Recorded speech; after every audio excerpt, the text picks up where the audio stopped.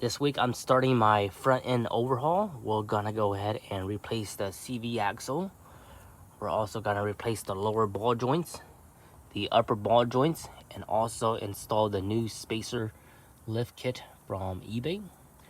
The lower ball joints and the upper ball joints and the CVs are all from AutoZone. Right now I'm draining the fluid from the differential. It uses a 10 mil wrench. So go ahead and drain it and then we'll go from there. Here are the parts for the front suspension. These are the lower ball joints. These are the part number FA2157 passenger side, 2158 driver side. They are site specific, so make sure you buy the right one. They come with the 4 bolts, the big nut, and also a cotter pin. This is the driver side lower ball joint. It comes with this protective cap. You go ahead and remove this when you're installing it. And so far everything looks good. Quality looks really good. I know a lot of people are debating, or a very controversial debate between going with OEM. I know I can go with OEM. I know OEM is the best way to go, but I'm gonna try this particular brand and see how it goes. So I'll definitely give you guys a review on these once I get over 500 miles, 1,000 miles. I'll let you guys know when the boot starts to rip, and even if the whole ball joint fail. Right now I'm using the upper and lower ball joints from AutoZone on my Toyota pickup, and I don't have any issues with them. I just grease them up. The only downside to these lower ball joints is that they are the non-greasable, so it's not greasable. The next thing we have is the upper ball joint.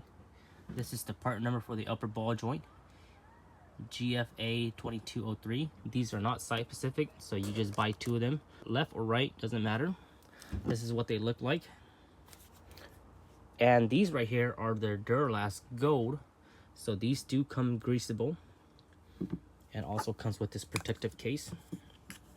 It comes with the nut, cotter pin, the Zerk fitting to grease it, and also the snap ring. And that's where it goes for the Zerk fitting. Something to also know is that all the AutoZone parts right here, they all come with a lifetime warranty. So if something ever happens, you can just take it in and get it swapped out. Here are the new CV axle from AutoZone. These are the Duralast Gold.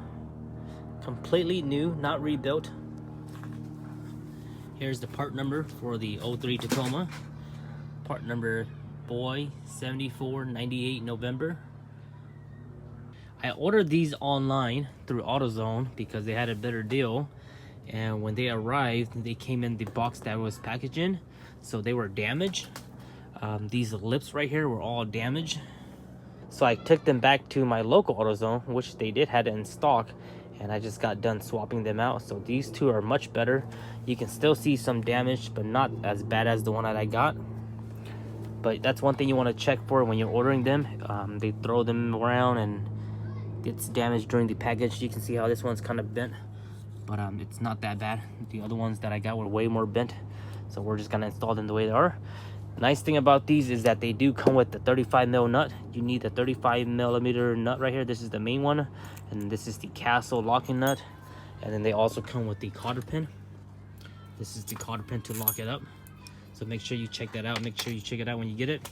So when you guys get your CV, just make sure you check for the lips, and make sure you have all the stuff that you need, and make sure you do a quick inspection on the boots and stuff like that. I also noticed on the CV axle, it looks like there's a date that's been imprinted, 4/6/21. So it looks like these CVs were made from this year.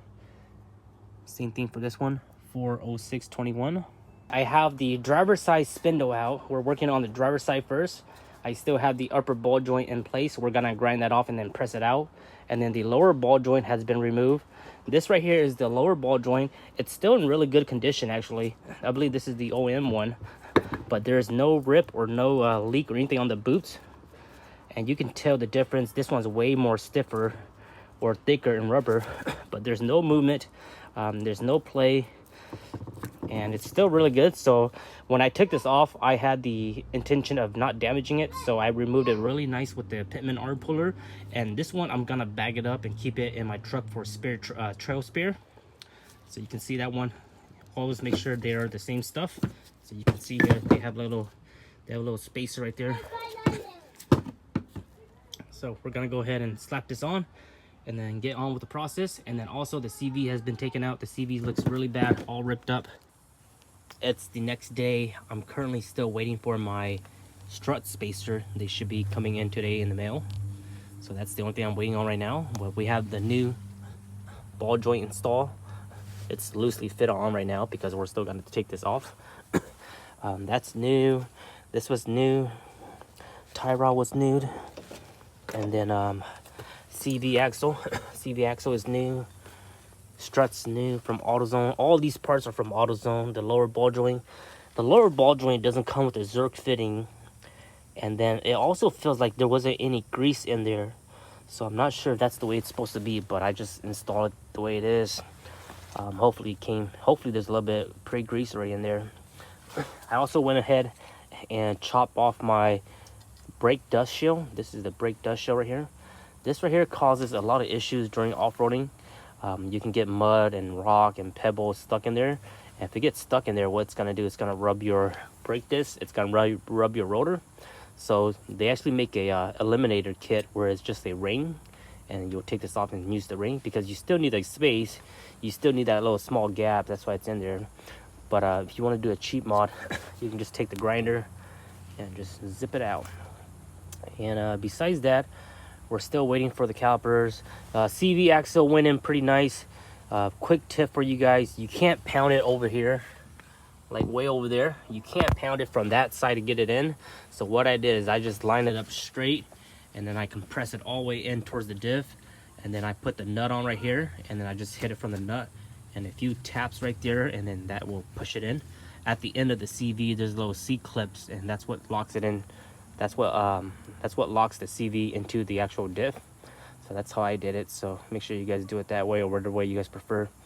But other than that, we're just waiting for our spacer, and then once the spacer comes in, we'll get everything bolted back on.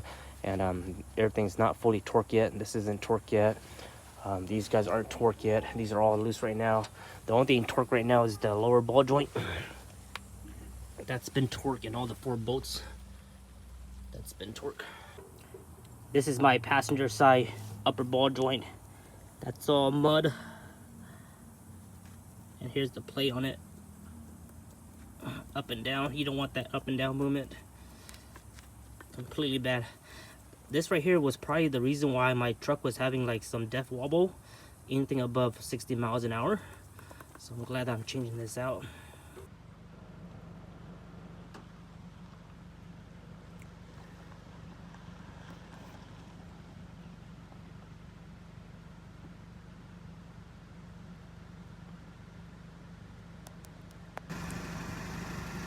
Apologize, I didn't film too much of the installation of the overhaul, but I just completed it about an hour ago.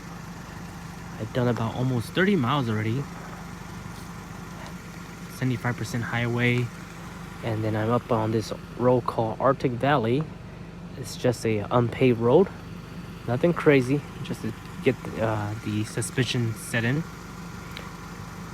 So 2 things I noticed so far. You guys remember we had a check engine light for a Cadillac efficiency, and you guys remember that we had the O2 installed incorrect when I bought it, and I had the shop fix that. So ever since they fixed that, the check engine light is now gone. So no more check engine light, which is good. That means that that was the issue, and that also means that the O2, they're working properly. But here's the Tacoma, the 3-inch spacer lift. And you can see my wheels, it's chrome because I sprayed some brake cleaner, and then that tear down the spray paint, so I'll go ahead and repaint that later. But so far it rides good. Didn't air down or anything like that. Drives really good, a little bit bumpy, a little bit rough, but I know that's because of the tire pressure. Fairly easy install. I took my sweet time doing it. And just make sure you have all the proper tools. I rented the tools from O'Reilly's, the ball joint press, and then everything else, all the rest of the tools I already had.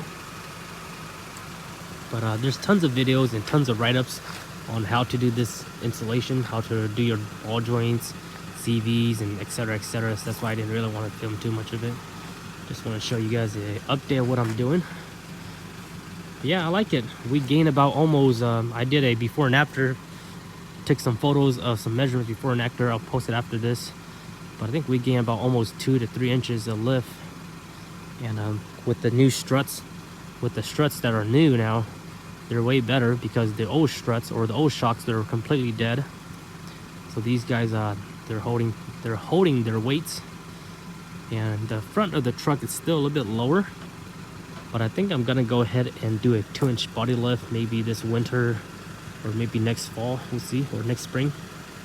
I want to get a little bit more clearance, and maybe next summer I'm gonna start running some 35s. But the next project is we're gonna just run it the way it is, and then next week I'm gonna go ahead and open up the rear diff, and I'm gonna get the rear differential welded like what I did with Black Tacoma. And then as far as building the bed, customizing the bed, I'm not gonna mess with that until next summer. Don't really need to do anything right now with the bed.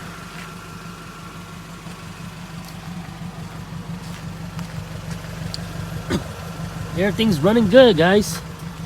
Tacoma's running good.